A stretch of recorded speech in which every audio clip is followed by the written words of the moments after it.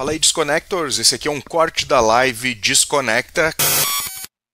Pô, eu queria falar sobre essa parada aí do Estúdio Ghibli, que o ChatGPT, a inteligência artificial, aí está copiando, né?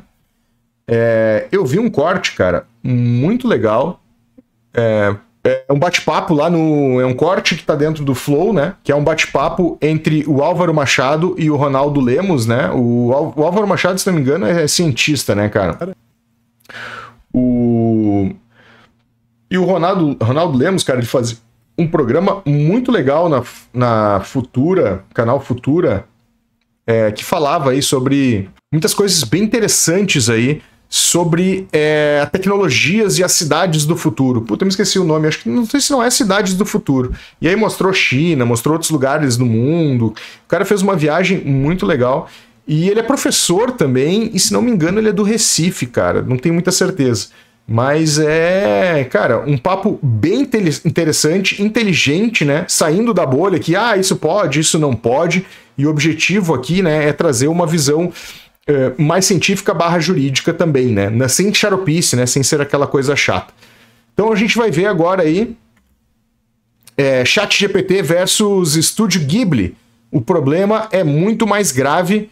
Corte aí que tá no canal do Flow Podcast. Patrocínio da Vlut, é o novo clube de disco de vinil feito para você. Acesse velut.com.br, faça seu perfil e escolha o seu plano. Todo mês receba um disco surpresa novo e lacrado com gift exclusivo, caixa personalizada e frete grátis. Vlut, um clube realmente seu.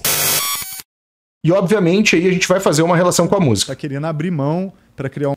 Eu fico com sentimentos misturados, né? Então, eu vi lá o tiozinho falando e tudo mais, eu senti um troço meio, putz, isso daqui se passaram, porque isso aqui é Estúdio Ghibli, sabe? Tipo, o bagulho mas aí eu tava conversando com o Jean, e o Jean é a favor, ele acha que tinha que ter cada vez mais. E aí eu falei, cara, mas por quê? Aí ele, cara, porque, ó, o cara que tá lá fazendo uma imagenzinha, uma foto ou qualquer coisa do Estúdio Ghibli, ele não é o cara que fez o processo, sacou? Então vamos lá. Um filme do Estúdio Ghibli só emocionará porque é do Estúdio Ghibli. Então um cara que usar uma inteligência artificial pra fazer um roteiro e outra pra fazer as imagens e animar e não sei o que, um bagulho que parece Estúdio Ghibli, não será Estúdio Ghibli. Manja? Essa discussão maravilhosa a gente precisa ter. Sim. O Gianzão é muito legal, ele é muito inteligente. Ele só anda com gente boa. Ó, assim, falando aqui da perspectiva da lei, né? A lei de direito autoral, ela não protege o estilo. Isso é muito importante se a gente fizer uma relação com a música, né, cara? E aqui eu não, tenho certeza que entra muito os lobbies da gravadora. Tu viu que o Ronaldo Lemos falou aí, né? A lei de direito autoral não protege o estilo. Então eles estão falando aí de estilos de desenhos, mas isso, na teoria, deveria ser válido também para música, né, cara? E aí a gente vê como são dois pesos e duas medidas, dois mercados que estão sendo tratados totalmente diferente. O mercado da música, com as grandes gravadoras e seus pesos, e o mercado da parte artística, né, do design gráfico, né, podemos dizer assim, né, trazendo para uma linguagem mais popular e comercial. Houve até vários casos de ações judiciais no Brasil e nos Estados Unidos sobre essa questão da proteção do estilo. E tribunal brasileiro e americano já disse, olha, a lei não protege um estilo de criar. Porque se protegesse o estilo, acabou a criação futura, né? Porque todo mundo se inspira em alguma coisa, né? Então, por exemplo, os pontilhistas franceses inspiraram alguns animadores que depois criaram animes e assim. Isso também, o que ele falou também faz todo sentido, né? Mesmo a gente sabendo do lobby, como é que a gente não vai ter influências, né? Por exemplo, né, cara, bandas que são influenciadas por Iron Maiden, bandas que são influenciadas por Korn, bandas que são influenciadas por Nirvana, bandas que são influenciadas pelo Black Sabbath, né? Inclusive tem bandas que, devido à forte influência, são praticamente uma cópia, né? Então, assim, se tu pegar por esse lado, sim, mas eu acho que tem mais coisa aí atrás do que isso. Assim por diante. Então, o que a lei protege é a materialização da obra e a obra específica. Ela não protege um jeito de desenhar, ou um jeito de você colorir, ou algo do tipo. Então, isso é bem interessante. Agora, a questão chave, dado que não adianta processar, né, o estúdio Ghibli poderia processar a OpenAI seria interessante, mas as chances de sucesso dessa ação são minúsculas, porque isso você precisaria mudar a lei. A lei precisaria ser atualizada para dizer, olha, estilos bem delimitados e demarcados. Por isso que dá para fazer, então, é o estilo. E vou dar um exemplo. Romero Brito, que é um artista brasileiro que tem um estilo muito claro, né? A Apple fez um comercial usando uma imagem feita no estilo claríssimo do Romero Brito. Ele processou a Apple nos Estados Unidos, só que a ação foi extinta antes de ser julgada. Tem gente que acha que teve acordo, não se sabe exatamente o que aconteceu. Mas a chance maior é de que a Apple ganhasse a ação, porque o estilo Romero Brito não é protegido. Não era a própria obra do Romero Brito. Exatamente. Era uma mão. A propaganda da Apple era tipo uma mão entregando alguma coisa que não era uma obra que o Romero Brito tinha feito. Até é interessante, depois eu preciso entrar no ChatGPT e ver se ele cria obras no estilo Romero Brito. Não sei se alguém aí fez esse teste, mas eu acho que é interessante de ver, né? E agora... Aí entra o ponto-chave, que é o seguinte, a obra que o GPT cria, ela pode ser completamente diferente de qualquer obra, a Viagem de Chihiro, Princesa Mononoke, que o Estúdio Ghibli bicho é nerd criou. mesmo, hein? Eu conheço, pô. Serviço de entregas de Kiki, Porco Rosso. O Estúdio Ghibli é o que fez esses filmes aí, né? O Viagem de Chihiro talvez seja o mais famoso. Eu vi quando adolescente, mas eu acho que um jovem adulto já. E agora, recentemente, vi quando a minha filha era adolescente e daqui a pouco eu quero mostrar pro Matheus, que é o mais novo aí da turma, que vai ver, né, cara? E é marcante, realmente, os traços, né, do Estúdio Ghibli. Quer receber de barbada aí as promoções diretamente no teu WhatsApp que saem na Amazon? CDs, LPs, equipamentos, cara, sempre com promoções e bons preços? Te inscreve no grupo do WhatsApp aqui embaixo, a gente está passando o link abre.ai/desconecta-promo. A gente se vê lá. Ou, como que chama lá o da menina guerreira? Pedir ajuda aqui para os universitários. Sei lá. Esqueci, na EMIA, não. Enfim, o pessoal vai ler. Alguma coisa assim. Mas o problema é que a IA foi treinada com a obra, eventualmente, do Romero Brito, do Miyazaki. Eles botaram lá Viagem de Chihiro, botaram tudo lá para ele aprender com aquele estilo específico. E é isso que está em discussão nos Estados Unidos e em vários outros países. Se uma obra autoral, e aí voltando ao início da nossa conversa, ela pode ser usada para treinar a IA. A minha visão é que nos Estados Unidos, os Estados Unidos vão acabar decidindo que pode sim. Pelo tamanho estratégico, né, da inteligência artificial e porque o país não quer abrir mão de ser líder nessa área. Alguns países, como o Japão, decidiram isso na lei. Então o Japão também quer participar de IA e ele colocou na lei que treinar uma IA com a obra protegida por direito autoral é permitido, desde que a obra que sai da IA não reproduza uma obra igual à obra de um autor. Então o problema não é o input, o problema é o output. Se o output for igual, você está violando direito autoral, mas o input você pode colocar as obras protegidas para treinar IA. E aí o ponto que o Álvaro falou do Brasil. O Brasil quer tomar posição, né? A lei de IA resolve isso e faz o oposto do Japão. Quer dizer, não pode treinar IA a não ser com a autorização do autor. E se já tiver treinado, você tem que pagar o autor. Agora, eu vi proposta, por exemplo, na conversa que eu tive com o Ian LeCun, ele falou um negócio que eu achei que dá para refletir. Que ele falou o seguinte: e se o contrato social for, você pode treinar a IA com a obra protegida por direito autoral, mas a sua IA tem que ser open source, porque o benefício tem que ser distribuído em comunidade. Mas implicitamente isso está no AI Act, porque uma vez que ele não exige que você faça a listagem das obras usadas para treinar o modelo, basicamente ele está dizendo isso. Sim, não, o IA Act, ele é mais Japão do que Brasil, né? Ele tá dizendo o IA isso. Act, ele Na não prática entrou. é isso. O capítulo do direito autoral na lei brasileira é o único capítulo original. O resto tudo é copiado. Esse capítulo do direito autoral, não. Esse é um capítulo que foi escrito, redigido no Brasil com uma visão brasileira sobre como resolver. A questão é, os países vão se dividir. Vai ter países como os Estados Unidos que vão dizer, treina à vontade a obra protegida. Vai ter países como o Japão que também vão fazer o mesmo. Mas vai ter outros países, e se essa lei for aprovada no caso do Brasil, ou países africanos, ou países na Ásia, que vão dizer que não, que a obra que é usada no treinamento não é permitido, se ela for protegida por direito autoral, e que se você usar a obra e treinar mesmo assim, você tem que pagar a posteriori. E aí a lei brasileira propõe criar uma câmara de arbitragem, de discussão de qual é o valor a ser pago. Então, assim, o problema pelo amor de Deus, que o mundo vai se dividir. E como IA é uma coisa estratégica, isso é assim uma razão para conflitos que a gente não consegue imaginar. Porque se a gente pensar na OMC, por exemplo, nas regras da OMC, a coisa fica muito complexa. Porque se você olhar do ponto de vista da OMC, a OMC manda os países todos protegerem o direito autoral, porque no acordo da OMC, ela incorporou o acordo TRIPS, né, que é o acordo de propriedade intelectual, ele incorporou a Convenção de Berna. Então ela coloca como assim, se você é membro da OMC, você tem que proteger o direito autoral e o patamar de proteção tem que ser igual para todos os países membros. Só que se os países se dividirem... A OMC é a Organização Mundial do Comércio, tá? O tratamento nacional das obras que vão treinar IA ou não, um vai permitir e o outro não vai. Em tese, você poderia entrar na OMC, um país, por exemplo, que não permitiu, e falar que o país que treinou a IA com a obra protegida sem pagar o autor, fez isso por meio de um subsídio. E aí você pode entrar na OMC para pedir uma retaliação comercial, para dizer, a IA que você treinou, ela é subsidiada, porque você treinou com conteúdo meu, tipo Romero Brito, e não pagou o Romero Brito. Então você está me vendendo um produto extremamente competitivo que foi criado a partir de um subsídio.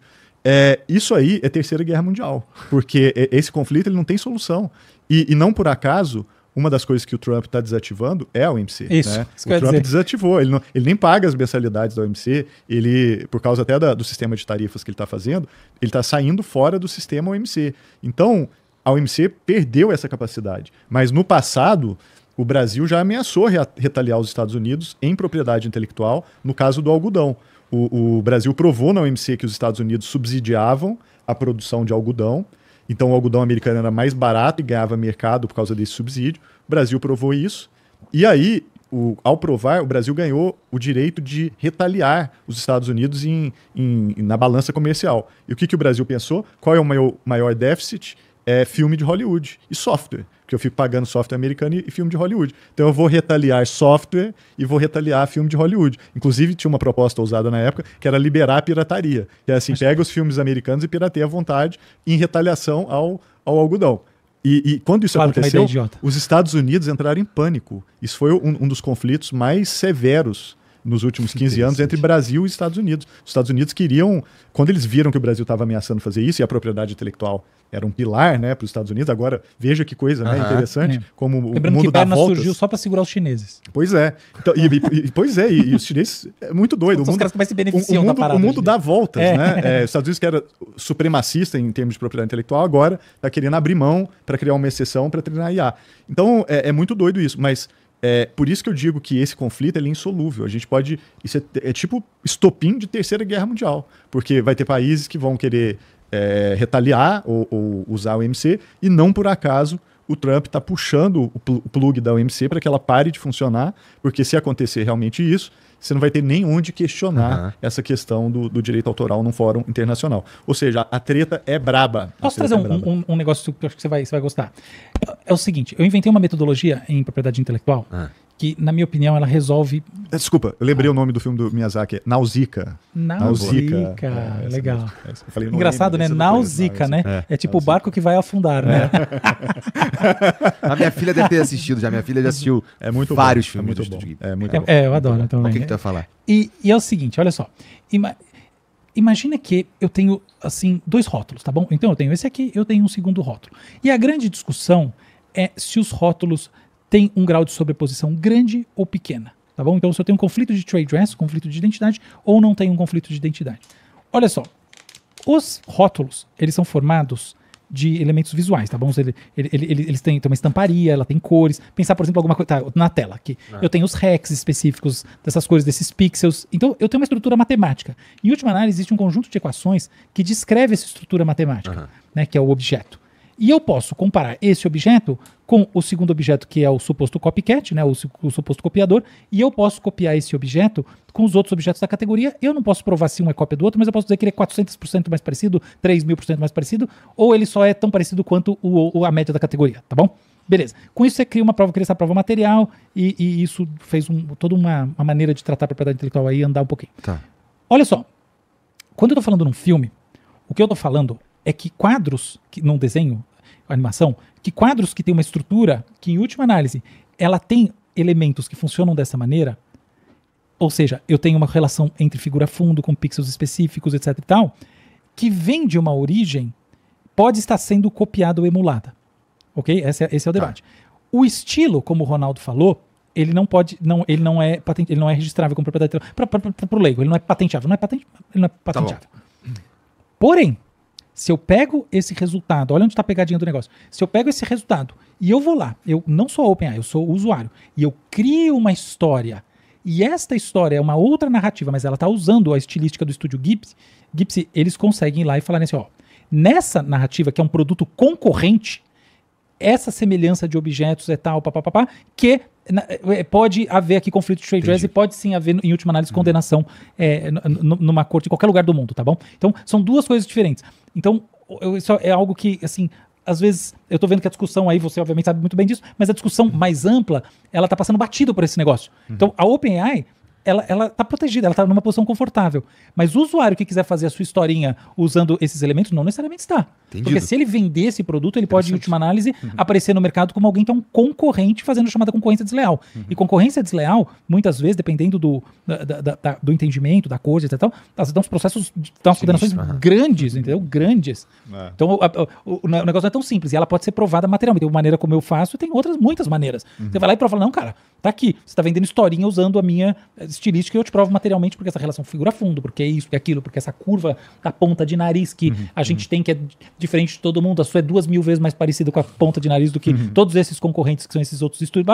Tá basicamente provado estatisticamente que tem 99,9% de chance de você ter copiado o meu estilo na construção dessa sua história que você está comercializando, portanto você está fazendo concorrência processo aqui. Você perde o processo. Aí, cara, então essa discussão ela é muito mais profunda, né? O Álvaro Machado aí acabou de falar um ponto que na realidade ela já meio que existe, né? Por quê, né? Porque hoje existe o tal do fan-made, né? O feito por fãs, né? Inclusive tem histórias, desenhos, desenhos aí, né? Tipo filmes no formato de desenhos que são feitos por fãs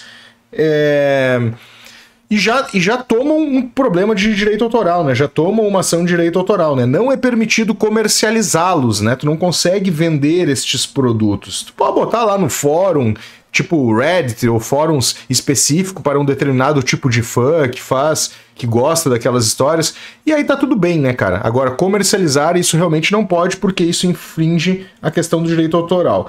Agora vem a questão da música, né, cara? Que eu, particularmente... Eu tendo a discordar um pouco do Ronaldo, não que eu seja um mega entendido nisso, né? Afinal, o Ronaldo já trabalha com isso em tecnologia e essa parte, principalmente jurídica, né? Se não me engano, cara, eu até tinha falado que ele era jornalista, mas ele não é jornalista, ele é advogado, trabalha com essa... faz comunicação, né? Tem esse programa lá na TV Futura e tal...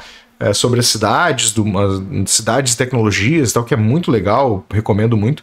Mas o seguinte, cara, o que acontece, né, na questão de lobby, cara? Aqui também tá muito claro aqui, né, meu? Por exemplo, recentemente a gente teve aí o Pink Floyd lançando... O Pink Floyd, né, um artista aí que se denominou Pink Floyd, na realidade nem esse é o nome dele, né, ele tem lá o canal dele específico. E ele lançou o novo disco do Pink Floyd, que se chamaria All In All. Esse disco foi feito com inteligência artificial, sendo treinada com os álbuns mais recentes aí, né, do Pink Floyd, Division Bells, da fase mais Gilmour ali. E aí ele entregou um álbum e colocou no YouTube. Não deu 2 dias, a gente até fez um vídeo sobre isso aqui... a gente fez no desconecta.com.br, não deu 2 dias, o Pink Floyd, né, os proprietários dos direitos das músicas do Pink Floyd fizeram com que o YouTube retirasse esse álbum do ar, né? Inclusive hoje, mal deve saber esse cara que esse disco está sendo vendido no Brasil no Mercado Livre. Os caras fizeram uma capinha, fizeram igual a capa que ele fez, mandaram imprimir aí, né, na pirataria nacional, e realmente, cara, parece um disco prensado, assim, um CD prensado, né, o Júlio Mauro tem ele, eu já rodei também aqui no canal, dá uma procurada nos vídeos anteriores. Então aí a gente tem 2 pesos e 2 medidas. Por que a parte da arte, design gráfico, parte de texto, né, o ChatGPT conseguiu pegar todos os textos do mundo, vamos lá para a literatura, e começou a ler e treinar aí o machine learning dele, né? O método com que ele faz, o sistema com que ele faz o aprendizado de máquina.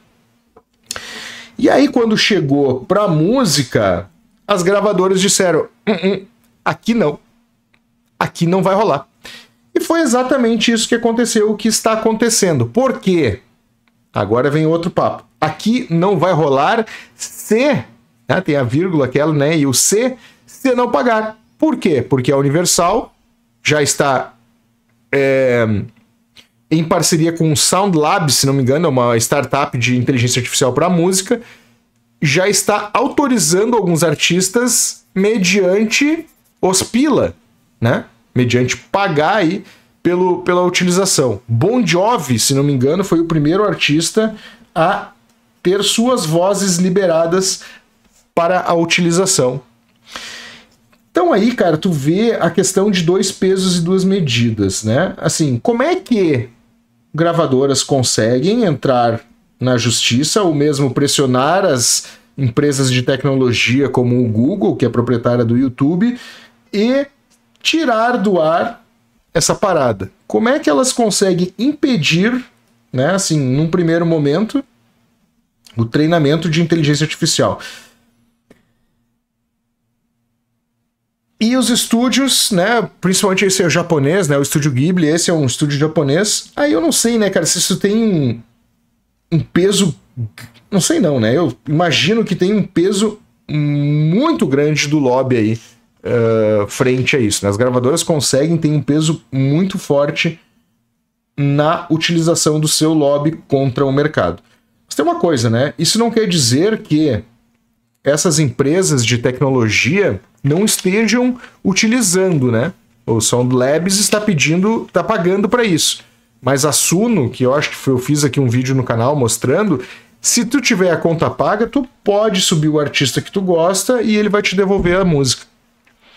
Então, a gente não sabe qual é o fim disso, né? A única certeza que a gente tem é que a tecnologia não retrocede. Fala aí, Disconnectors, esse aqui é um corte da live Desconecta com um patrocínio da Vlut. É o novo clube de disco de vinil feito para você. Acesse velut.com.br, faça seu perfil e escolha o seu plano. Todo mês receba um disco surpresa novo e lacrado com gift exclusivo, caixa personalizada e frete grátis. Vlut, um clube realmente seu.